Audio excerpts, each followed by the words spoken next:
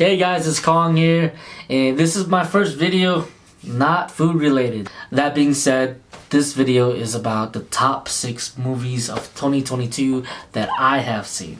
Again, disclaimer, this is my personal opinion, so don't get mad about it. Before I go on to the top 6, I want to start off with some movies that I have not seen that released in 2022, but I have heard really great things about them. First, one of those movies is RRR. My understanding is it's an Indian-based movie. I just heard it's a really funny, all over the place, awesome movie. Definitely on my watch list. The second movie that I have not yet seen but heard great things about, that would be Black Phone. I'm a horror movie fanatic. I'm surprised I myself haven't seen it yet, but definitely will watch it soon. But moving forward, since we mentioned Black Phone, 2022, it actually was a great year in my opinion for horror films. There were really awesome, unique, original horror films.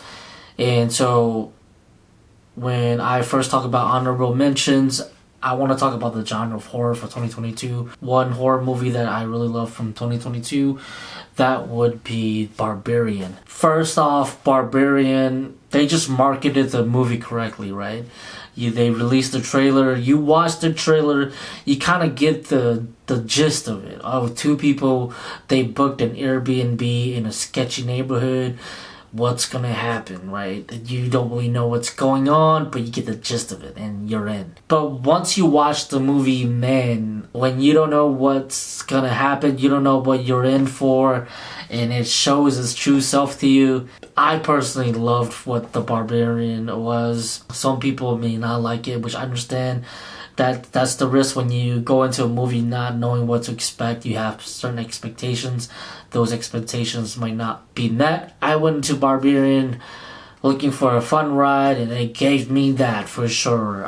No spoilers, so again, watch Barbarian if you're a horror fanatic. I'll say this, it's not paranormal, alright? It's not paranormal, I'll say that. Next horror film, honorable mention, I would like to say it would be Smile. I get why some people may not like Smile either.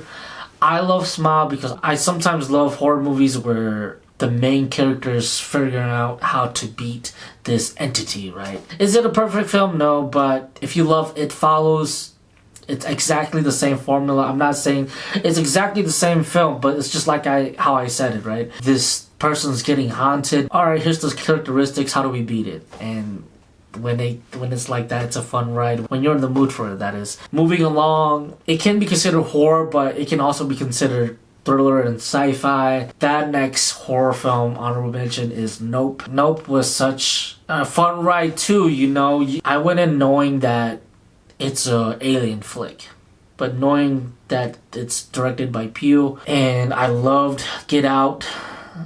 I love the originality of it.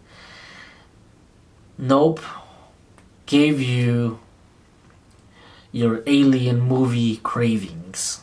It fulfilled those cravings, that is. But yet it took it on the Peele's angle where he has his own original elements to it.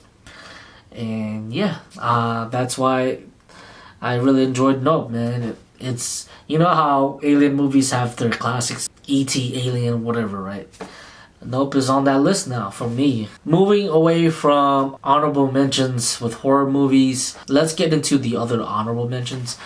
And I would like to mention that next one would be Bullet Train. Bullet Train was a fun ride. It's action-packed. It's funny. The cast is great. Each character you like, even though they're all against each other. Yeah, what more can you say? It's a fun film. It's not a perfect film. I rewatched it with my girlfriend, and I did see the plot holes. I did see, you know, some flaws, but again, what can you say? It's a fun ride. My last honorable mention is Glass Onion Knives Out. You know, it's the classic Knives Out detective story film, right? So Mr. Dublanc, I don't know, he said Mr. Dublanc, but he goes on to another detective murder mystery, and I think this is probably the best Knives Out movie out. I just feel like this storytelling or maybe the explanation is done better. But I don't know. That's just my opinion. They all are like really good though. I'm not gonna lie. But yeah, fun ride again. Alright, that being said, let's get to my top 6. And starting at number 6, that movie is The Menu. The Menu, as I mentioned with Barbarian, they marketed the movie where you don't really know what you're going into. So what I love about The Menu is like it's unique, it is a bit original, or I haven't really seen a movie quite like it, right? And this is what The Menu is like. Again, it's no spoilers, it's a thriller essentially. So essentially, imagine you go to a fine dining 6-course or 9-course restaurant, and every course, every dish they push out is an experience, right? This is what The Menu is essentially is. Course 1, here's the scenario. Course 2, here's the scenario, and then it gets more serious, and then it gets more serious. It does have some symbolic meanings to it. It's humorous, it's thrilling, and it's a good ride too. You're always thinking about, ooh, what's the next course gonna be, and there's certain scenarios you're like, oh, this kind of changes things. Also, for The Menu, the cast is awesome, acting is awesome. Let's go with my number 5. My number 5 is The Batman. The Batman is just a perfect Batman movie, man. What can you say? It's dark, the aesthetics, the vibes, the scores is perfect with The Batman. It's a perfect Batman detective noir story. That's essentially what it is. I would say, I'm not gonna lie, a lot of people have The Batman on top 3 of their list. For me, even though The Batman is the perfect Batman movie, in my personal opinion, it's not a perfect movie. I just feel like it was super long. It's a great rookie Batman movie, but it's hard for me to appreciate it when I've seen perfect final form Batman scenes that's similar to some scenes in here. Is what I'm trying to say, I guess. I also feel like this movie is not rewatchable for me personally. Being really long is just also really, really dark. Bruce Wayne is super emo. I get it. He's young Bruce Wayne. He still is hung over the murder of his parents, and he's super down and dark about it all the time. It's a really great film. That's why it's in my top 6, but I guess for those reasons, it's not higher on my list. I would say this. The Batman villains, the Penguin, the Riddler, in my personal opinion, they were pretty awesome. I know the Riddler's not true to the comic form Riddler, but I don't know, man. It's still pretty cool. Still a pretty cool villain, in my opinion. Alright, moving on to my number 4. My number 4 is The Northman. So The Northman is a Viking revenge story. Pretty straightforward. That's literally what it is. A revenge story in the Vikings times. What I do like about it is just how the director made this movie come to life, right? They tell this Viking revenge story in a really unique way. Like, I guess my light died. My light just died, but let's keep going. You know how when stories are told in those times, it's either told in a fantasy way or a realistic way. So essentially the Northman is told in a realistic way, but they kind of add fantasy elements to it, right? I'm kind of thinking about how he got his sword, and his sword apparently, the more blood he shed, it sucks the blood of its victim and it becomes more powerful. But then it doesn't tell it in a fantasy way where there's dragons flying around, right? It's in between that line of realism and fantasy, which I feel like is really unique and cool. Also, the scene on how he got this sword is also really cool in my opinion. So yeah, just, again, a really awesome Viking revenge story that's told in a really cool and well done way. There's not much to say about it. Moving on to my top 3. I think some movies in my top 3 are going to be pretty obvious and similar to other people. My number 3 movie of 2022 is Top Gun Maverick. I've never seen Top Gun Part 1, and I appreciate how Top Gun Maverick is made where you don't need to watch Part 1. I'll probably never watch Top Gun ever. maybe when I'm bored one day.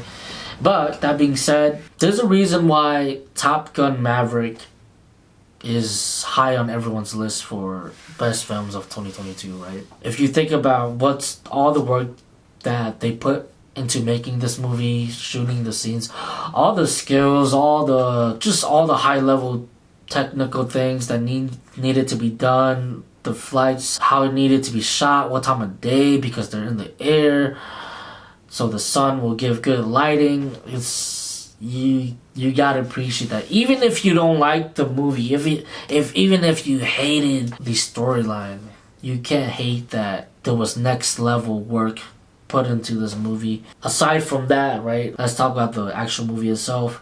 The fight scenes were awesome. The cast was really good, action-packed, great scenes. You know that these scenes are real shot. Moving on to my movie number 2, that would be Avatar 2, Way of the Water. And this is similar to the reason why Top Gun Maverick is in my top 3. So Avatar 2 for me is on my number 2 because it takes movie in a technological sense to the next level. Everybody knows Avatar 1 was specifically made for the 3D IMAX experience. Same thing for Avatar 2. I get why people don't like Avatar 2, right? The storyline is not good. My personal opinion, the storyline is standard. It's a standard, basic cut and paste storyline.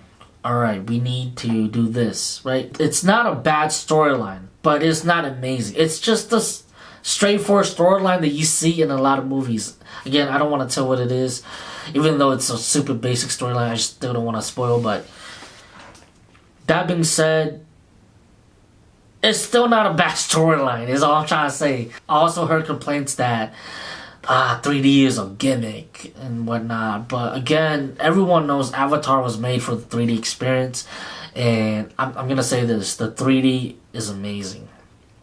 I hate watching movies in 3D, but I went into Avatar 2 knowing that it was made for 3D, so I watched it in 3D.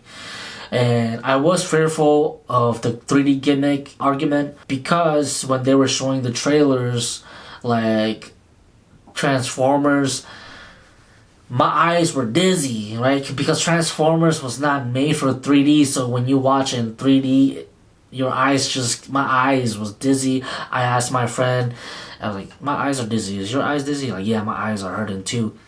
So I was a little bit worried, but when Avatar started, the film started, the 3D was amazing. Your eyes had no irritation, and I'm gonna say this, I feel like I was in there. That's how good the 3D was, that you feel like you're in the scene with them. What I loved about Avatar 2 is also the world building. I love the world building in part 1 where the amazing 3D plus you experience this really unique original forest world in part 1.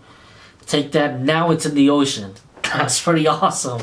Now it's in the ocean. That was the best part of the movie for me, was the world building experience, the world exploration. Another thing that was really amazing was the fight scene. Man, that third act, the final fight scene, oh man, it was crazy. It was really good. There was a point in the movie where I was thinking to myself, if I watched it in 2D, would I have enjoyed it as much? So certain scenes I took off my 3D glasses and I watched it in 2D. And yeah, it's true, like watching Avatar 2, The Way of the Water in 2D will not be as good of an experience if you watch it in 3D. You watch it in 3D, it's a whole nother experience. I mean, it speaks for itself. It's number 1 in the box office right now. Highest grossing film of 2022 past Top Gun Maverick. Alright, let's move on to my number 1. And my number 1 best movie of 2022 is the most unexpected movie that I thought I would really enjoy. And that is Everything, Everywhere, All at Once. When I first saw the trailer of Everything, Everywhere, All at Once, it didn't grab my attention, right? What grabbed my attention when I saw the trailer was, oh, A24, I love A24. Oh, Michelle Yeoh, I love Michelle Yeoh. I also want to add in, one thing about Everything Everywhere All at Once is the marketing was done well because the trailer doesn't tell you everything. It tells you the gist of it. So the trailer basically just tells you, this is a multiverse movie. right? That's all it really tells you. And so you go in not knowing much, and then it presents itself to you the first fourth of the movie as a regular Chinese family drama movie. And then once the multiverse aspect starts coming in, mind blown. And this movie just takes you on a ride, like literally, right? You're enjoying the fight scenes, then it's funny, you're laughing your ass off, then it's emotional. Man, I've never cried in a movie before, but this is the movie that, damn, almost made me cry. And it gets emotional, it gets deep, all at once. It's crazy. It makes you feel certain emotions. It twists and turns, and 1 second you're about to cry, another second you're laughing your ass off, and it does that pretty well. The cast is amazing, and it's just a great ride. I mean, I literally cannot find a flaw for this movie. And this is those type of movies that after you're done watching, you just get a good feeling, you feel good, you want to be a good person, you want to do good in the world. It's the type of movie that made me feel that way. This movie was so good. I watched it like 4 or 5 times in the theaters. Man, it was that good. Like, it's definitely a theater movie experience too, right? Because you want to share the emotions, the ride of emotions this movie put you through. And hearing people react the same as you do, like, it just feels good. Yeah, I don't really watch a lot of movies repetitively in the theaters, and this was like the first movie I watched like 4 or 5 times in the theaters. And you know, I think the 5th time I watched it in theaters, we got out, and these people who watched it with us, I kind of overheard of them. There was a comment, one of them said, you know, this is probably the best movie I've seen ever. Yeah, I don't know, man. Everything Ever All at Once. I don't know what to say, man. But yeah, that's it. That's my top 6 movies of 2022. Please comment down what your list is. If you disagree with me, man, shout at me in the comments. Argue with me. No, I'm just kidding. But yeah, please like the video if you enjoyed it. Subscribe if you like my content. I really love cinema, so I'm probably going to be putting out a lot more cinema media type of content too. So yeah, thank you guys. I really appreciate it. I wouldn't be doing this without y'all. Happy New Year. Hope the 2023 goes well for y'all. Peace.